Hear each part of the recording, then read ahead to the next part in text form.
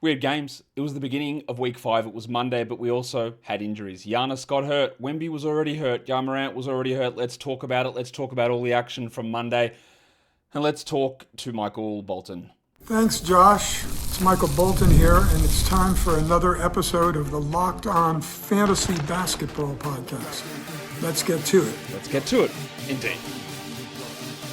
You are Locked On Fantasy, your daily NBA fantasy podcast. Part of the Locked On Podcast Network, your team every day. Hello and welcome to the Locked On Fantasy Basketball Podcast, brought to you by Basketball Monster. My name is Josh Lloyd, and take a look, y'all. IMG_4346.jpeg.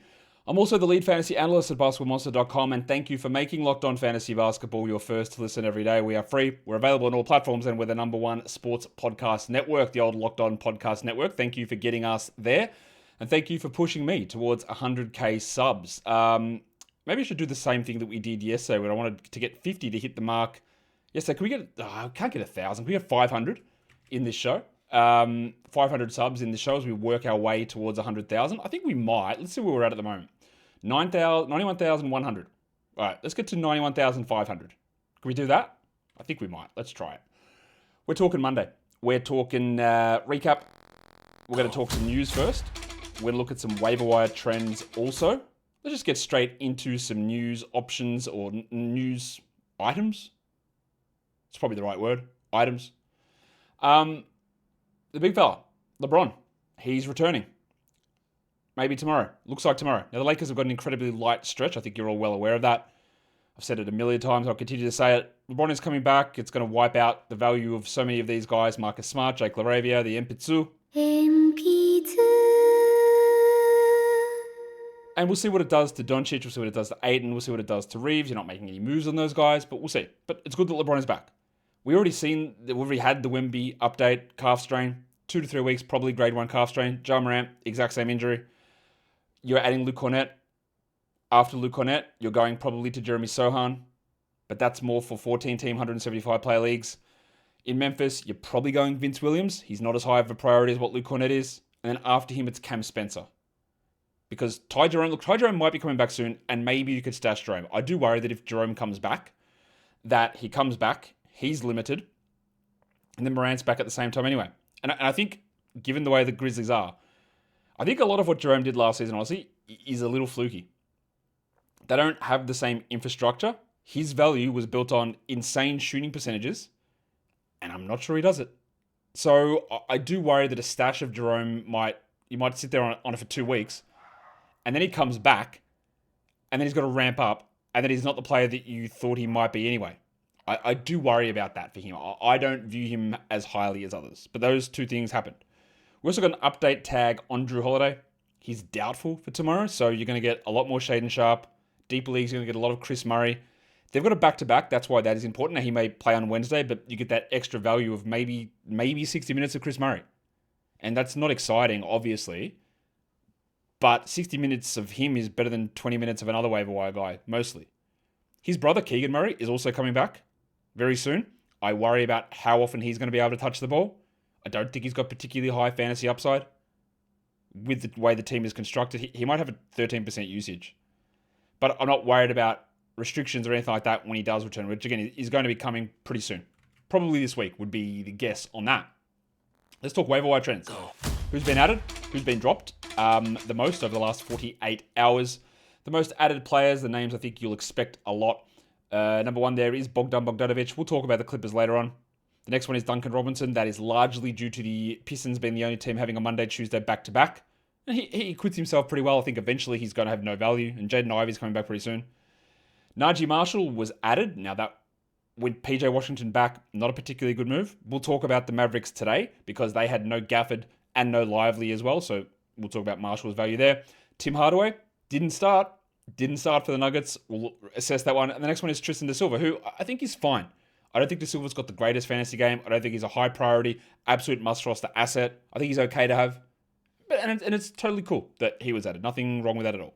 The most dropped blokes. Number 1 is Marcus Smart. Number 2 is Rui Hachimura. Easy drops on both those players. Next one is Kelly Oubre, who's got that knee sprain, which is, I'm thinking, going to be 4 to 6. I think that's totally cool to drop him. Jaeger Diamond, he's been bad. The Nets do play tomorrow on a low-volume day, so maybe you could have held, but totally reasonable to move on from him. And same with Alex Caruso, who's dealing with his own injuries. He's a single-game stream guy for steals, and I don't really see too much more there with Caruso. Now, let's talk about the games. Indiana went to take on Detroit, and we got good news in Indiana. They didn't win, but we got good news because Benedict Mathurin was back, and they changed the starting lineup again. Mathurin started, Jeremiah Robinson-Earl went to the bench. And then we put Isaiah Jackson back into the starting center position, and Tony Bradley went to the bench. I think we'll start with Jackson, who did have some foul trouble, had 5 fouls. But 27 minutes, 16 and 10, 2 steals and a block. Now, I talked about him on one of my shows the other day, talking about his insanely low block rate. Saying I don't really get it, because his contest rate is pretty high. Why is he not blocking anything? Well, he had one here, which is like 25% of his season total up until today. But most importantly, like the minutes were back up. Now, we have seen it already happen once. And then he went back and did nothing. But a game like that is very clearly a 12-team league player. So I do fear that we'll be chasing a lot of Isaiah Jackson this season because you go, oh, what if it sticks? Because if it does stick, it's great. But the evidence suggests it doesn't. But I think we're still early enough in the season that you can just try it and see where we go. Tony Bradley had been starting. He had 17 minutes. He had 4 points. Robinson-Earl, 4 points, 9 rebounds, 20 minutes. He's got 1 game left on the 10-day. Siakam had 29 and 7, good game from him, and Nembhard had 15, 1 and 3. What about Mathurin? Now, he did come back and got into some foul trouble, 5 fouls in his 25 minutes, but he did a lot of scoring. Weirdly enough, dreadful free throws. Now, he is a guy that gets to the line a lot, and he did that here, 14 free throw attempts, but he hit 8. That's yuck. That hurts. 16 field goal attempts, like just gigantic usage. We also saw Siakam get 12 free throw attempts, and he hit him at least. But it's good that Mathurin is back, and he'll be better than this, I'm certain. The national tile, Jarris Walker. Hello. 8 points, 1 3, 2 steals. I just don't think he's any good. He is starting, and maybe he keeps starting while Neesmith is out. Topman's not coming back anytime soon, but I just don't think I care. I don't think that I can work myself up about what Jarris Walker's going to do. And Ben Shepherd also got solid minutes and had 4 points. He just might also be bad. This team is just bad. I guess the question you're going to have is, what do you do with TJ McConnell? We've talked about this phenomenon, the player who comes back from the injury you've been holding, and now he can't be put on IL, and he's given you 0 points in 15 minutes. He did have 2 assists, but he missed all 4 of his shots. And honestly, now that Mathurin is back, and Nembhard is back, I'm not sure that McConnell gets pushed to a level that makes him rosterable in 12s. I'm not sure it happens. So if you did want to move, I'm not going to label it as a terrible decision. I think it probably is one that is justified and will probably work out. Because I'm not sure he's going to push up high enough. We can go onto the other side of this game now and talk about the Detroit Pistons, who are still without a lot of players. But we've got some of them back. Jalen Duren was back. Cade Cunningham still out. Asar Thompson still out. Harris still out. Ivy still out. Now, Cunningham and Asar might play tomorrow. In fact, I'd say there's a decent chance. What Jalen Duren is doing is it's unbelievable. So Duren started, Paul Reed went to the bench. I just mentioned that. And Isaiah Stewart also moved into the starting lineup, or Javonte Green moved to the bench. But let's talk about Duren. 31 and 15. Now, he didn't have any defensive stats, but just a casual 12 of 13 from the field. Now, you would have loved him to hit his free throws better, but he has been just actually an unbelievably good player this season. I did not think the bro had it in him. He has improved in so many different areas, and this is great. Now, what this also shows, again, is that with Stewart and Duren there, Reed's not worth having. Now, it is always a difficult thing to drop in the middle of a back-to-back, and I'd suggest you probably don't do it. Get that garbage out of here! Jack, settle. You can jack Paul Reed, and he will be the easy jack after Tuesday, but maybe just hold. Maybe just hold for Tuesday, just in case. I think it's not 100% 1-for-1, but the Paul Reed drop-off is going to mirror a little bit of the Daniss Jenkins stuff. Daniss Jenkins played 33 minutes. He had 26 points. He took 21 shots, the most on the team, and hit 52% of them. He had 8 assists. It's an unbelievably good line, and he has been unbelievably good. But we are expecting this week to have Cade Cunningham and Jaden Ivey both return, as well as Asar Thompson, and he's just not going to do it.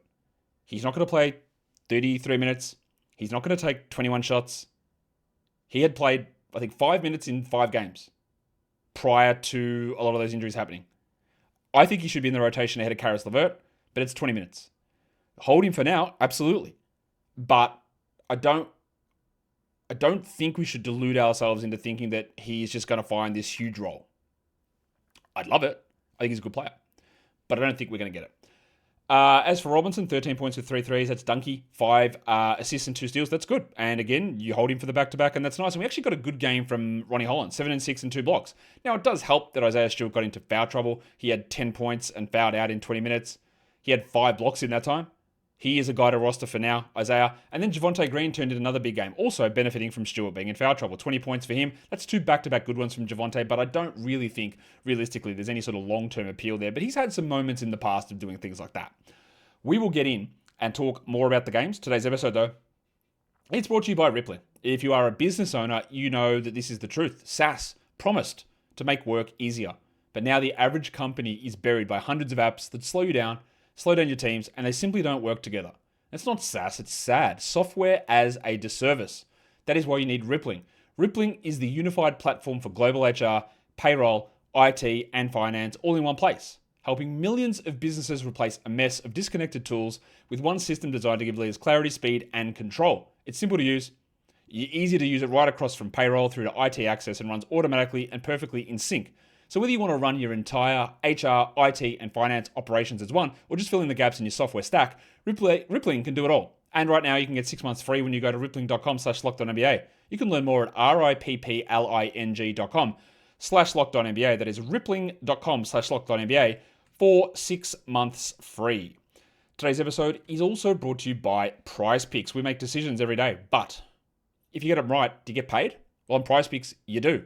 You pick the players in the sport that you like, put them into a lineup, and you can get paid. It's so easy to do. You just pick more or less on at least 2 player stats, and if you get them right, you win. You can get an entry in under 60 seconds as well, and you can play anywhere the Prize Picks operates, including Texas, Georgia, and in California. You can use your favorite players. You can use players on your team, or you can just use the smart choices as well, which might coincide. And if one of your players leaves early with an injury, you get the injury reboot, which can save your lineup from a loss.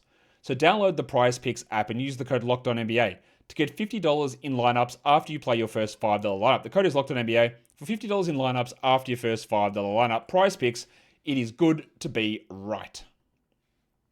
Really got to accentuate that R there. All right, we are here talking about the games from Monday. We've gone through the first one, Detroit and Indiana. Let's move on to the next one.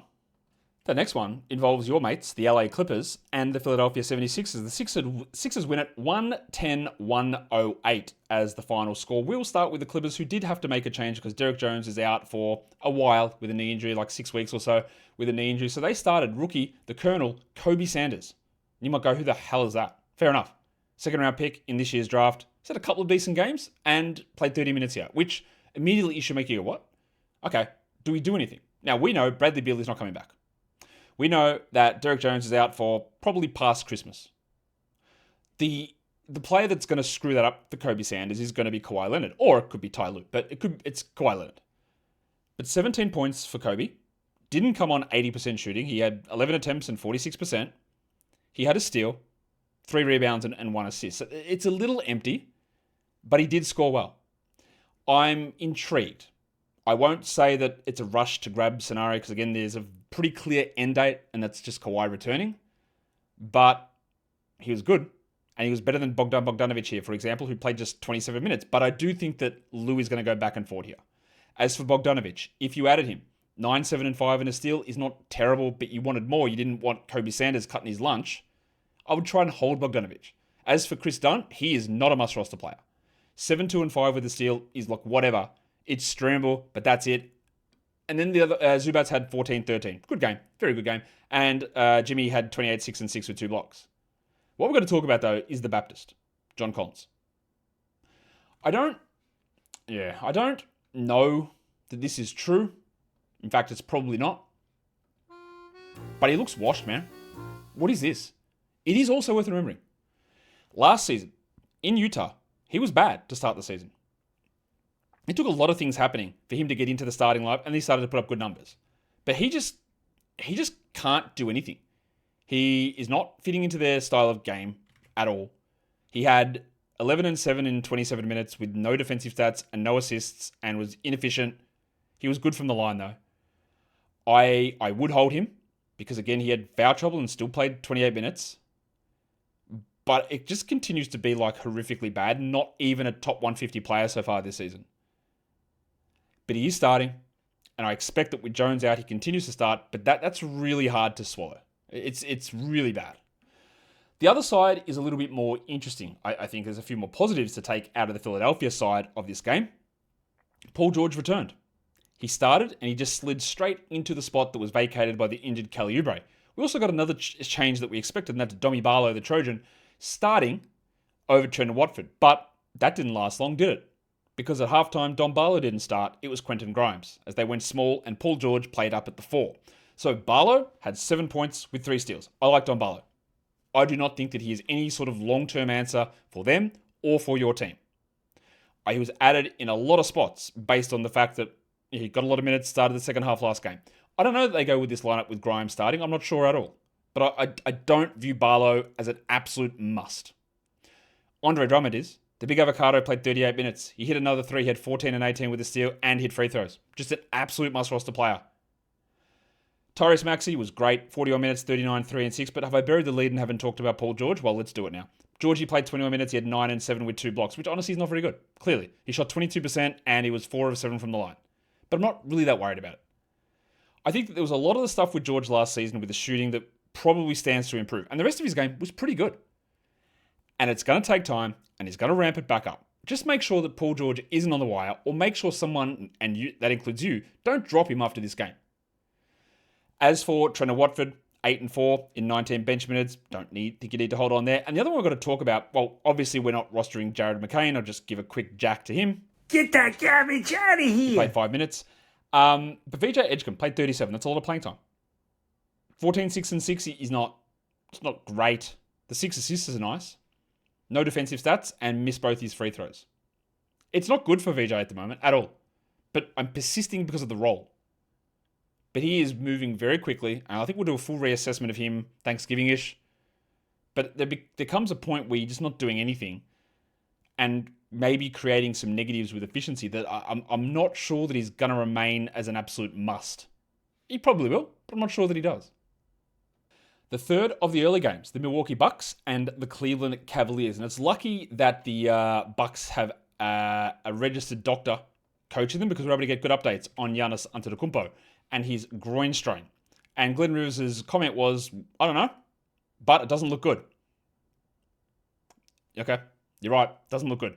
Leaving a game with a groin strain that requires you to commit a foul to get out of the game is bad. What I also hate is the fact that, it was bothering him a lot earlier than that. Then take him out of the game? I would expect, with the array of soft tissue injuries we're getting, hamstrings and calves, and now it's a groin, we're missing Giannis for 2 weeks here, would be my guess. That would be my assumption. And then that means that we've got to hold our nose and really test our patience, because that means both Bobby Portis and Kyle Kuzma are actual ads for category and points leagues. I don't like it, but I think they are. Kuzma had 10 and 5 with a steal and played only 24 minutes and shot horribly, as he does. Portis got 27 minutes, had 11 and 6 with a steal, and shot poorly from the field and the line. I would consider adding both of them. Now, I know the question's going to be, which one? I don't know that it matters. I think it might go back and forward between the two. I could see Kuzma sliding up to the 4 and Gary Trent coming back to the starting lineup, or Portis and Kuzma together, which is just an absolute nightmare. If you had to force me into doing it, I'd probably punch her right in the throat if you force me to, but I would probably go Kuzma because I feel more confident in him getting 30 minutes. But it's yuck. What it does mean, though, is that we're going to get more usage for Miles Turner and Ryan Rollins. Rollins had 24, 3 and 5, and Turner had 15 and 7, 3 steals and a block. Good. Gaz Trent also played 31. He had 12 with 2 threes, and Big Boom AJ Green had 12 with 4 triples. And that is what these two guys do. The Sams just hit threes, and their value and role will increase a little bit here. We also got 8 assists out of Cole Anthony. And the other interesting thing was the second half, they started Jericho Sims. Now, I don't think that'll be a real thing. He only played 12 minutes in total, and I think that's one of those ones where coaches just go, I don't want to make a choice, so let's just do something weird, and then we'll figure it out later. I'll be very shocked if a Miles Turner, Jericho Sims starting front court is what they go with. But if it is, I don't even think I'd care to add Jericho Sims anyway. Maybe I would. Don't think I would. We can move on to the other side of this game. That is Cleveland, who are still without Darius Garland, injury management, and Jalen Tyson with concussion.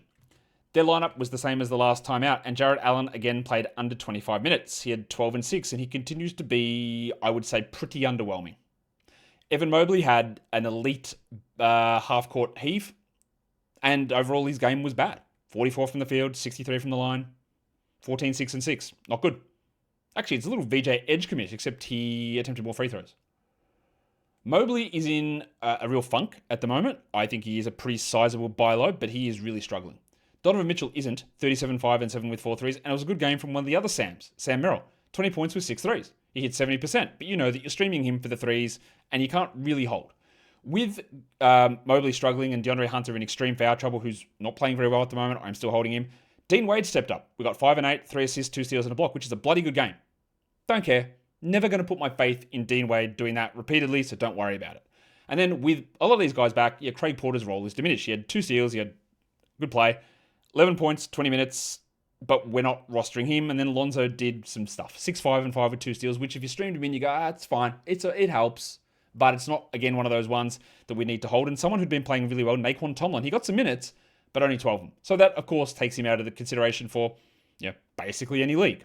We'll come back and cover the other games soon. Today's episode, though, it is brought to you by Robinhood. Your ambition just met its match with Robinhood. You play for the win, but not just on game day, every day. You lock in on every opening. You beat your PR, you beat it again. You channel that drive into your money.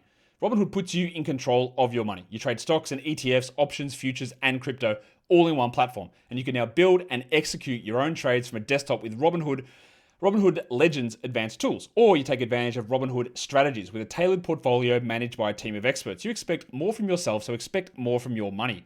Get started today at robinhood.com/yourmoney. Again, that is robinhood.com/yourmoney.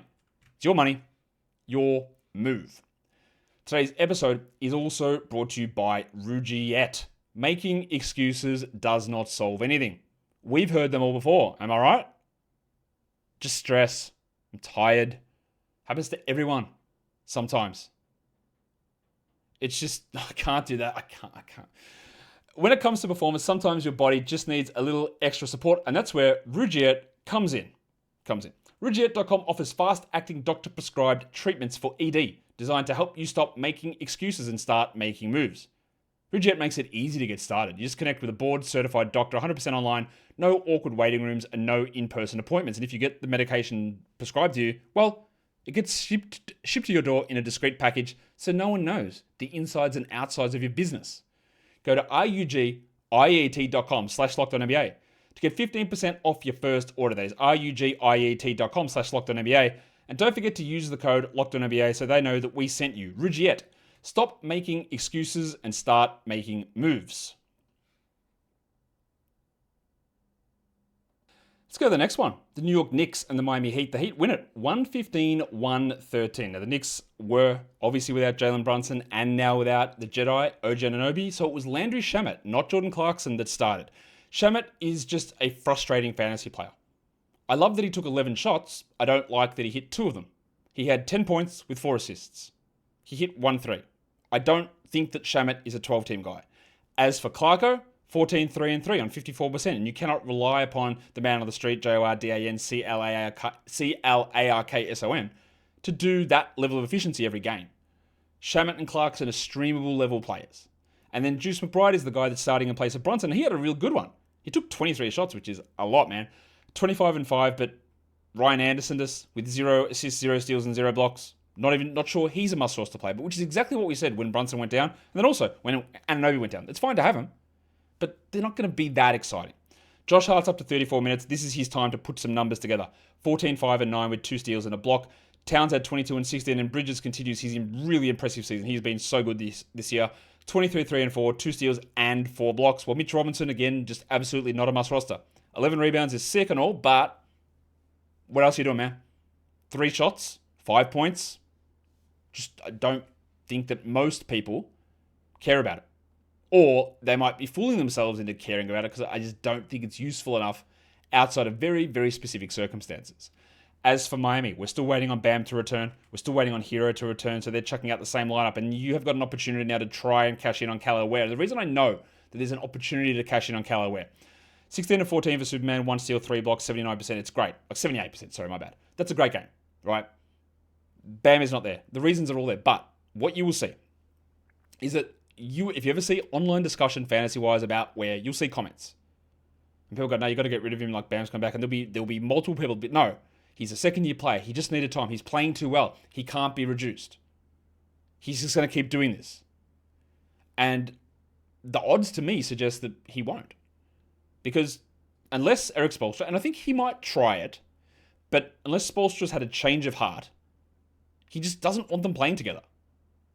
We also saw, if you remember correctly, in the preseason, Bam would play limited minutes, Ware would cook. Big numbers. The times they would play together, Ware would never touch it. In the regular season, the same thing happened. And we are getting that perfect example of the player's out, he looks great, and we convince ourselves that, but it's different now. Spoelstra will change his mind, and maybe he will. I would say there's zero evidence to suggest that he will, but it can happen. So, just investigate it. Davion had a really good game. 18 points on 58%. He had 5 assists. I would also try and get any top 100 player for him if I could. Jaime Jaquez is falling a little bit.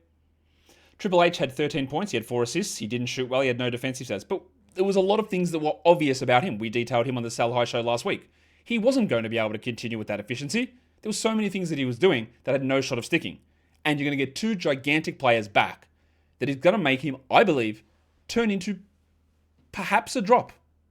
Storm and Norman Powell also suffered a little bit here. He took a lot of shots, but he's also a player that, like, if he's not hitting threes and with big volume, there's nothing. It's all empty. 19, 1 and 3. And Wigo was also equally bad. 6, 4 and 4. While Little Chungus played just 15 minutes. Nikoljovic, surely no one's still going there.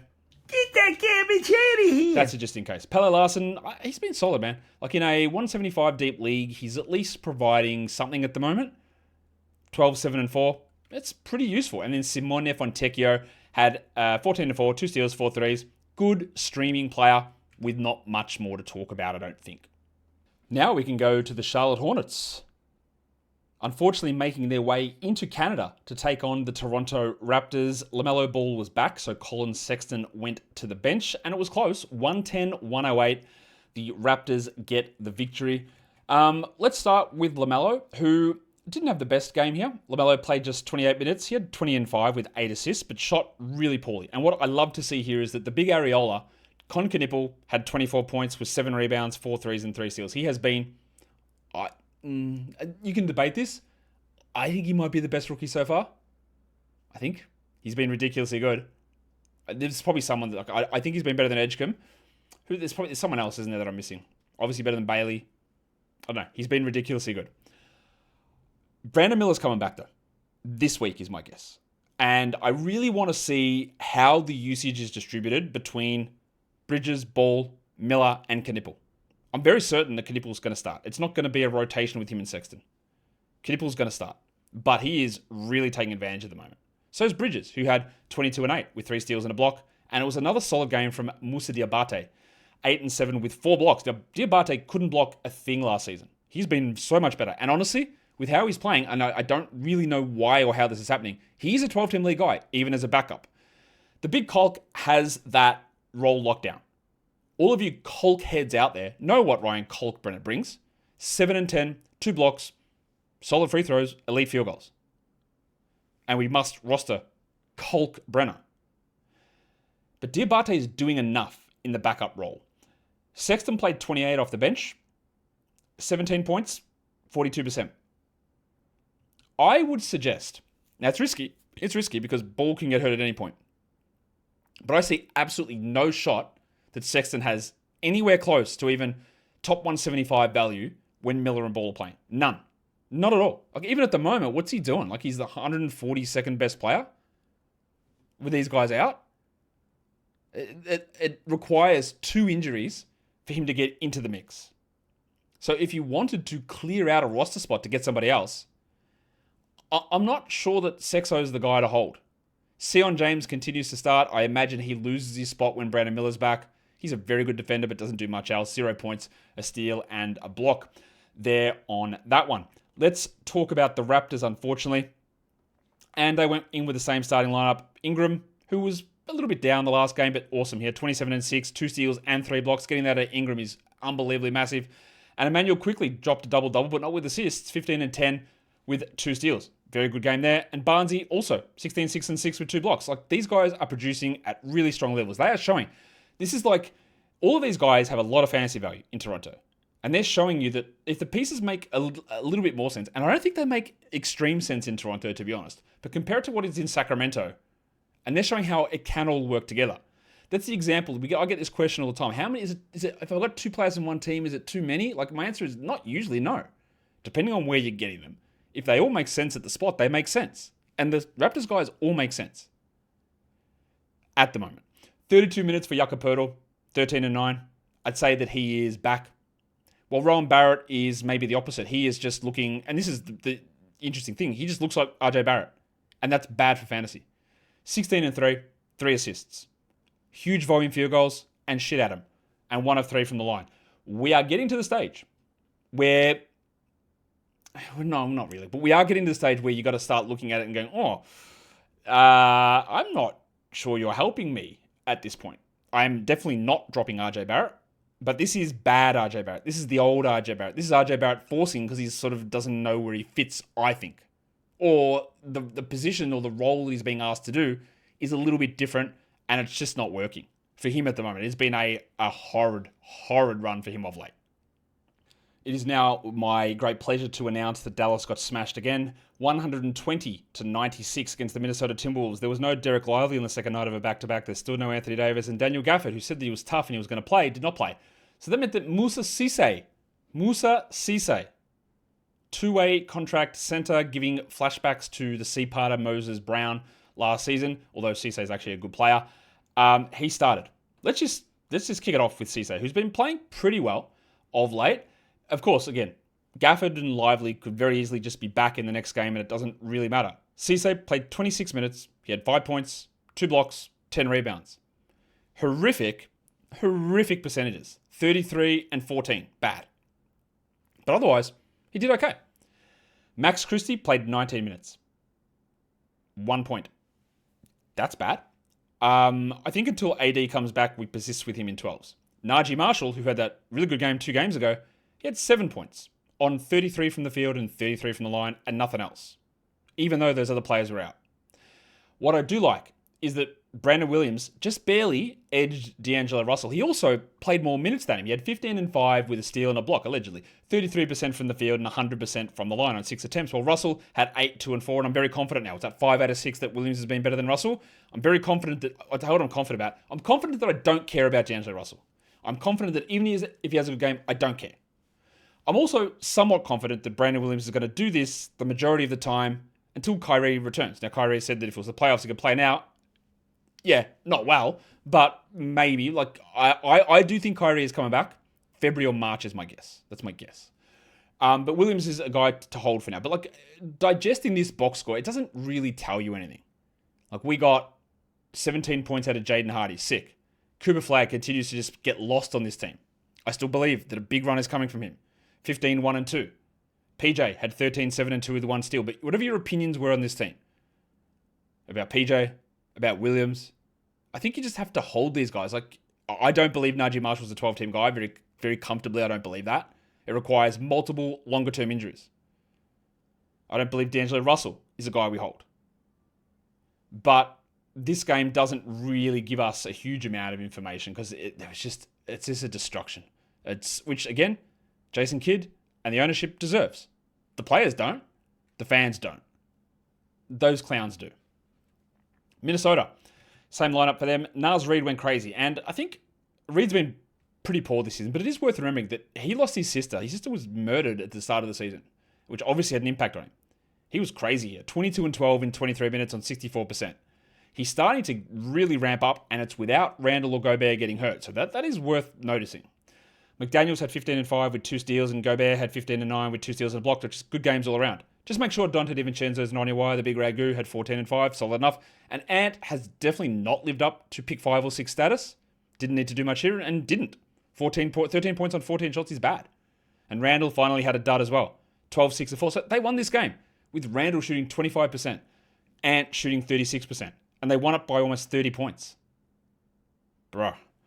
Again, I don't know that there's a lot to take away. We had 8 Yoam Beranger minutes in this game, if that gives you an indication of where this game was at.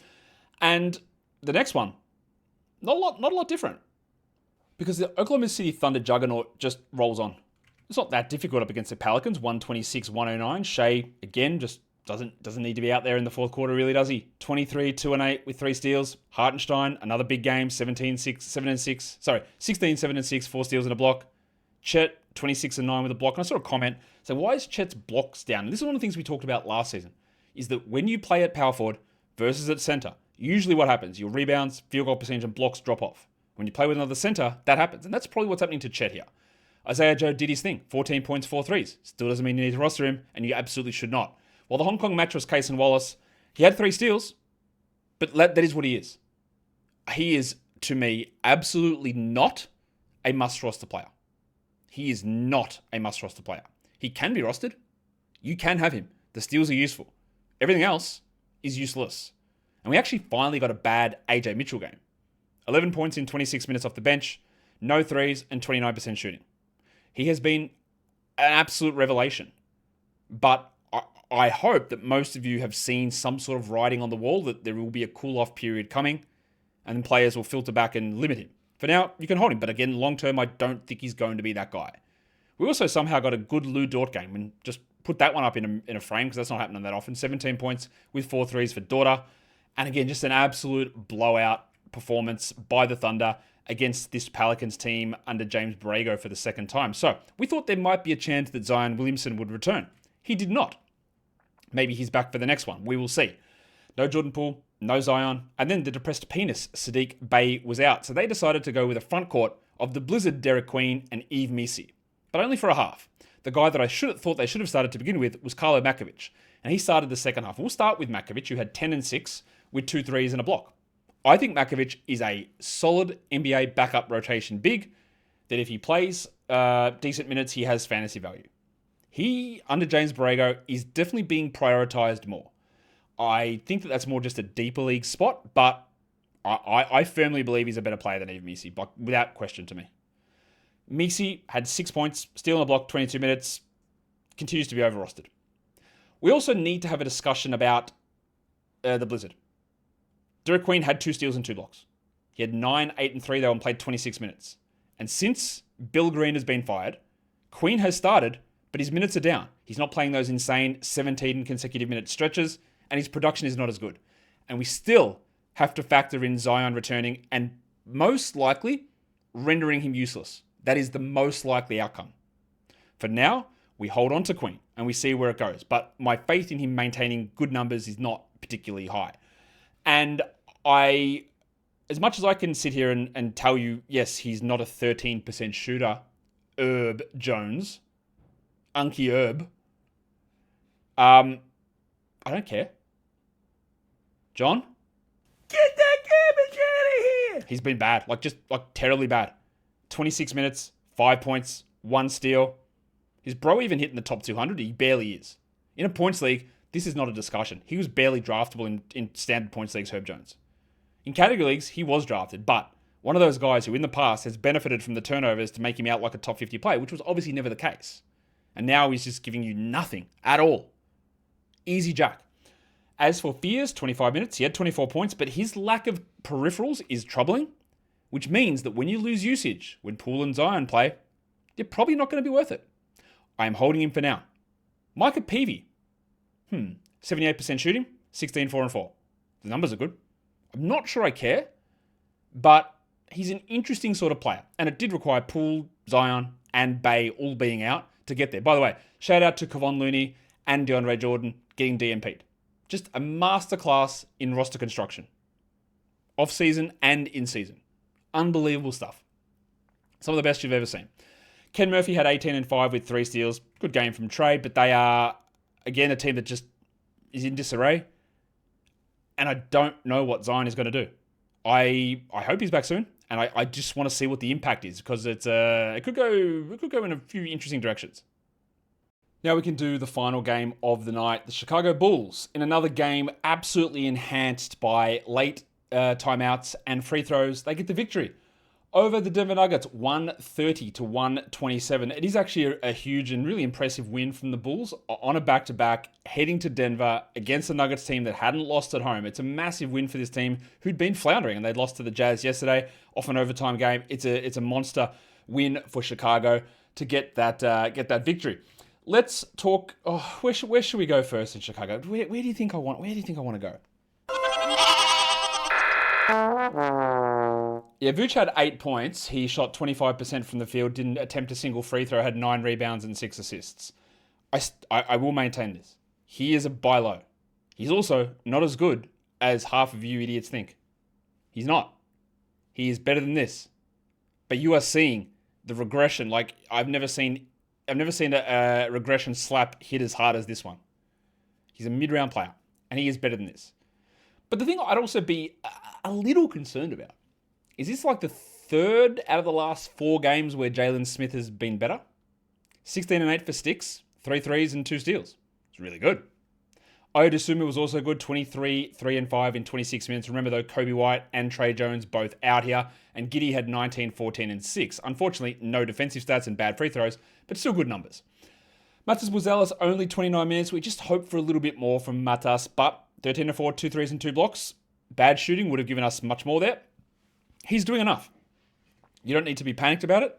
I think there is way more coming. If someone is bothered by what Buzelis is doing and they're in your league and they're complaining, you buy him. You trade for him for sure. Like, I think that a sustained improved run is coming. Herder had only 24 minutes, but he had 19 points and 4 threes. He doesn't do too much else. His value is here with guys out, White and Jones.